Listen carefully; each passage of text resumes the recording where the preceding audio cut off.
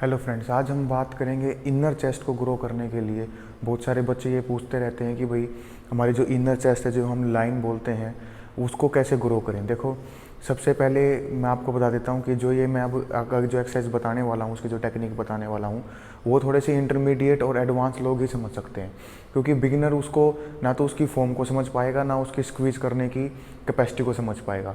तो आप पहले जो आप अगर आपने अभी जिम स्टार्ट की है या 2-3 महीने हुए हैं, तो आप पहले बेंच प्रेस लगाइए, हैवी इंक्लाइन डंबल प्रेस लगाइए, फ्लाइस लगाइए, अपनी फॉर्म करेक्ट कीजिए। उसके बाद इस टेक्निक को ट्राई करिए, आपको ज़रूर अच्छा लगेगा। तो ये अब जो ट्रिक बताने वाला हूँ, थोड़ी सी एडवांस लोगों के लिए ट्रिक है, ठीक है। अब हम ये बोल देते हैं कि भाई मेरे को इनर चेस्ट ग्रो करनी है या उसकी कौन सी एक्सरसाइज की जाए। तो देखो, ऐसा कुछ नहीं होता कि भाई इनर चेस्ट ये है, अपर चेस्ट ये है, लोअर चेस्ट वो है।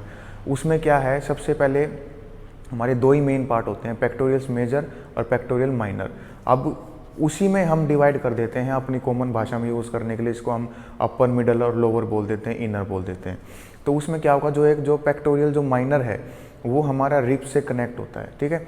वो हमारा स्कैपुला है, उसको जो स्टेबिलिटी है उसको प्रोवाइड करता है, लेकिन वो हमारी इतनी मसल शो नहीं करता, इतनी मैच्योरिटी शो नहीं करता। तो हम चेस्ट की अगर हम मान लो बेंच प्रेस मार रहे हैं या इंक्लाइन बेंच प्रेस मार रहे हैं, तो उसमें क्या करोगे आप, सिर्फ एक पेक्टोरियल जो मेजर है आप सिर्फ उसी को ट्रेन करोगे। ऐसा नहीं है कि जो पेक्टोरियल माइनर है वो ट्रेन नहीं होगा, दोनों ट्रेन होंगे, बट जो मेन है वो पेक्टोरियल मेजर ट्रेन होगा।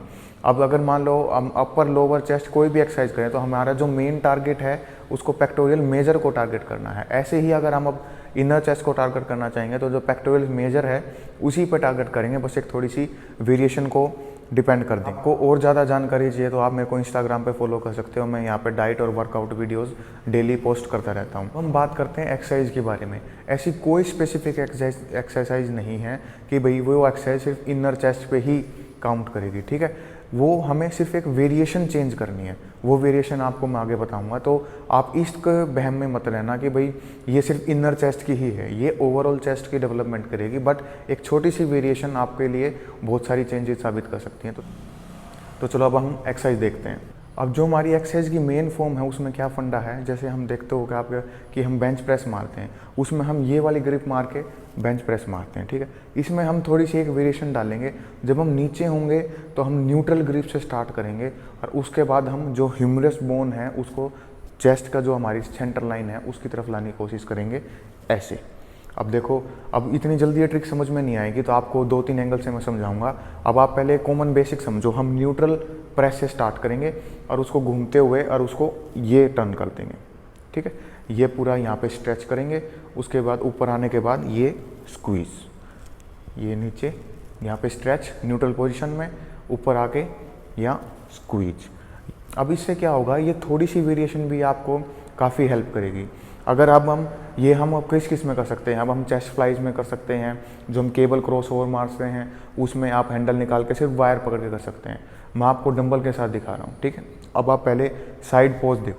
अब आप साइड पोज में कैसे देखोगे, सबसे पहले अपने शोल्डर को रिट्रैक्ट करेंगे, ठीक है। उसके बाद पूरा न्यूट्रल पोजीशन में ये यहाँ पे पूरा स्ट्रेच आएगा, और उसके बाद ये स्क्वीज, ये नीचे ब्रीद इन और ये ब्रीद आउट। इसकी हम कम से कम 4 सेट और 15 रेपिटेशन लगाएंगे। ये अच्छे से स्क्वीज करेंगे, ध्यान रखना शोल्डर पे ना आए, और इसको ऊपर करके और ये स्क्वीज, ठीक है। इस ट्रिक में लेकिन एक फंडा है, हम इसमें ज़्यादा हैवी एक्सरसाइज नहीं मार सकते, ज़्यादा हैवी डंबल नहीं ले सकते। क्यों? क्योंकि जितना हैवी ज़्यादा डंबल होगा उतनी उसकी विड्थ मोटी होगी, और उस पर जितनी ज़्यादा विड्थ मोटी होगी उतना हम स्क्वीज़ नहीं कर पाएंगे, हमारे हाथ ऐसे ही रह जाएंगे। जो चेस्ट का मेन फंक्शन होता है वो हमारा फंक्शन होता है स्क्वीज़ करने का। जो ये ह्यूमरस बोन है, ये जब हमारी सेंटर लाइन की तरफ आती है, जब चेस्ट काम करती है, ठीक है। तो आप कोई भी एक्सरसाइज मारे, जैसे आप फ्लाइज मार रहे हैं, आप बेंच प्रेस मार रहे हैं, तो उसमें एक ही काम होता है, जो हमारी ह्यूमरस बोन है सेंटर लाइन की तरफ आती है। ऐसे ही हम जो अभी एक्सरसाइज बताई मैंने, इस एक्सरसाइज में करेंगे। जब ये करेंगे और स्क्वीज़ करेंगे तो ये पूरा स्क्वीज़ करना है। अगर आपके डंबल की विड्थ मोटी होगी तो आपके यहाँ की बजाय यहाँ ही रह जाएंगे, लेकिन वो जो इनर पार्ट का स्क्वीज़ है वो मिस कर जाएंगे आप, ठीक है। और आप मसल कनेक्शन ज़रूर बनाएं, माइंड जो माइंड मसल कनेक्शन बोलते हैं उसको ज़रूर बनाएं, ठीक है। उसमें क्या है कि आप ज़्यादा एक तो ब्लड फ्लो उसमें प्रोवाइड कर सकते हैं। ज़्यादा ब्लड फ्लो प्रोवाइड करोगे तो उसमें क्या होगा, ज़्यादा न्यूट्रिएंट जाएंगे, आपकी मसल की हाइपरट्रोफी ज़्यादा होगी। तो आप बाहर के एनवायरनमेंट को छोड़ के सिर्फ एक्सरसाइज पर ध्यान दो, ठीक है।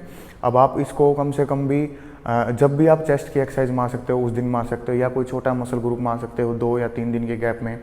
अब आप हफ्ते में जितनी बार भी चेस्ट मारते हो इस एक्सरसाइज को अपने एंड में बिल्कुल ऐड कर सकते हो इनर लाइन के लिए। इसके बहुत अच्छा रिजल्ट देगा, आप महीने या 2 महीने में देखना आपको अच्छा रिजल्ट दिखने लग जाएगा।